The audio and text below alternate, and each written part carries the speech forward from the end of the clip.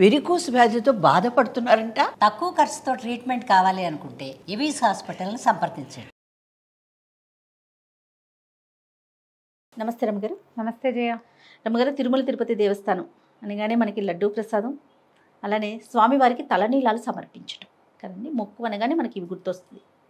తలనీలాలు అనేసరికి పిల్లలకి ఫస్ట్ టైము చాలామంది అక్కడే తలనీలాలు సమర్పిస్తారు కదా రమ్మగారు. అవును, చెవులు కూడా కుట్టిస్తారండి అక్కడే కొంతమంది.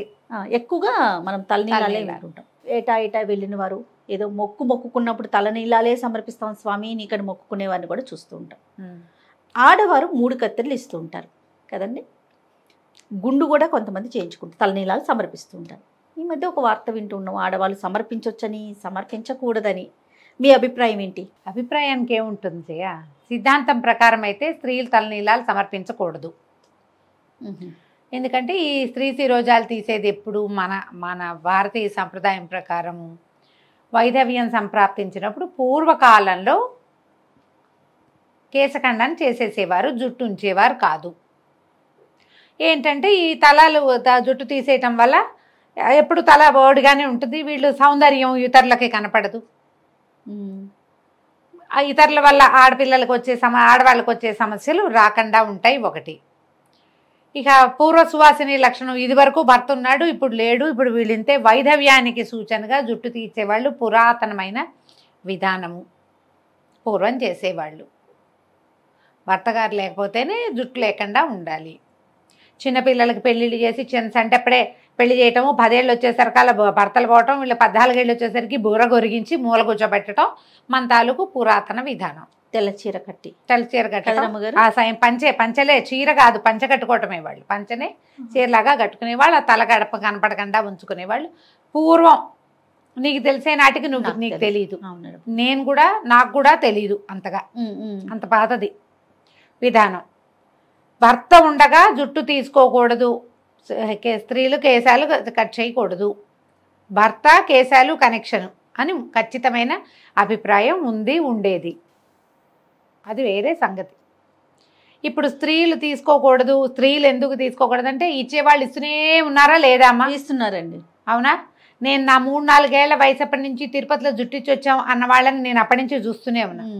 10 ఏళ్ల వయసులో తిరుమల వెళ్ళినప్పుడు కూడా ఆడవాళ్ళు కొంతమంది జుట్టిచ్చింది కనపడేది. ఎందుకు వస్తాయి ఈ ప్రశ్నలు? ఎవరు కావాలనుకుంటే వాళ్ళు ఇస్తారు, లేకపోతే స్త్రీలు ఇవ్వకూడదు, వాళ్ళ ఇంట్లో వాళ్ళు ఒప్పుకోకపోతే ఇవ్వరు. పాయింటే కదా. ఇంట్లో కుటుంబ సభ్యులు ఒకటి ఉంది కదా. ఇప్పుడు వాళ్ళ ఇంట్లో వాళ్ళు ఒప్పుకున్నప్పుడు, వాళ్ళు ఏదో మొక్కుకొని తీసుకున్నప్పుడు మనం ఎవరమమ్మా వాళ్ళకి చెప్పడానికి? ఆడవాళ్ళు తీసుకోకూడదు, మీరు ఎందుకు తీసుకున్నారంటే నా ఇష్టం, నేను దేవుడికి మొక్కున్నా ఇస్తాను అంటారు. ఎవరో గురుగారు చెప్పారు, ఇంట్లో వాళ్ళు ఒప్పుకోలేదు, ఇవ్వరు. వారి వ్యక్తిగతం మీద ఆధారపడి. ఖచ్చితంగా ఇది పూర్తిగా వ్యక్తిగతమే జయ, ఖచ్చితంగా. ఇప్పుడు ఈ జుట్టు ఇచ్చే ప్రోగ్రామ్ ఎక్కడి నుంచి వస్తుందో చూద్దాం. అసలు అలా ఆలోచించండి మీరు. ఈ ప్రశ్న అడిగేటప్పుడే ఇది ఆలోచన రావాలి. ఇదివరకు కూడా నేను ఈ మాటే చెప్పాను. విపత్కరమైన పరిస్థితుల్లో మొక్కుకుంటాం మనం. దేని మొక్కుంటాం జయ? బస్సు రావట్లేదని, టైంకి ట్రైన్ అందాలని జుట్టు మొక్కుకుంటారా ఎవరైనా? కాదు కదా.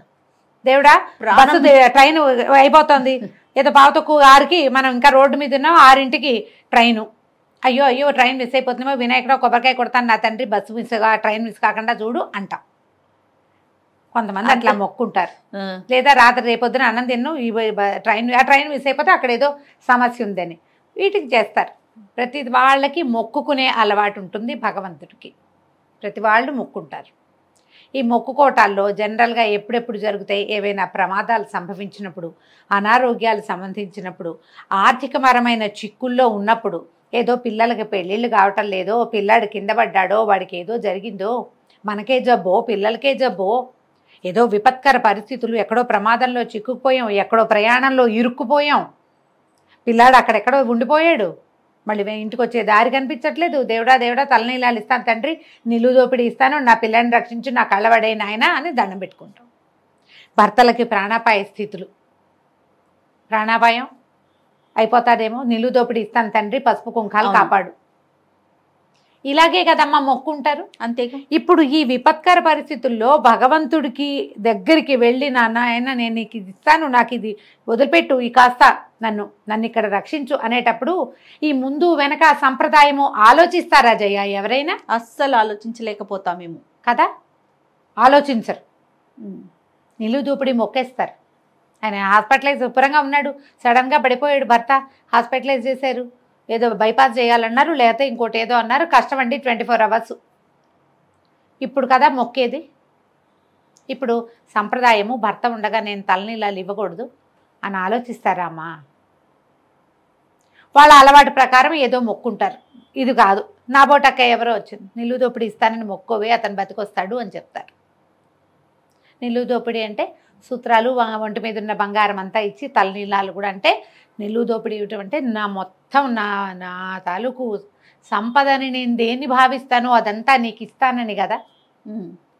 సౌందర్యం కూడా మన సంపదే కదా జయ. సౌందర్యంలో ప్రధాన భాగం జుట్టు కాదా? కేశాలే కదా. కేశాలే కదా. చూడంగానే మనకి ఏం అందమంతా పోయింది కదా. నా మీద నాకు ఏ ఆసక్తి లేదు, అదంతా నీకైతే తల నీలాలు ఇస్తే తలిచ్చినట్టు అప్పుడు మొక్కుతారు. నేను జుట్టు ఇవ్వండి అని ఎంకరేజ్ చేయట్లేదమ్మా, మీకు అర్థమవుతోంది కదా. అవును, అందరూ జుట్లు ఇవ్వాల్సిందే అని నేను చెప్పట్లా. ఏదైనా విపత్కర పరిస్థితుల్లో ఉన్నప్పుడు మొక్కుకున్నప్పుడు మొక్కు తీర్చుకొని ఇవ్వండి. ఆ మొక్కుకి, ఆడవాళ్ళ మొక్కుకి భర్తలు ఒప్పుకోవాలమ్మా, ఇది రూల్. మీకు పాయింట్ అర్థమైందా? ఎవరు అక్కర్లా.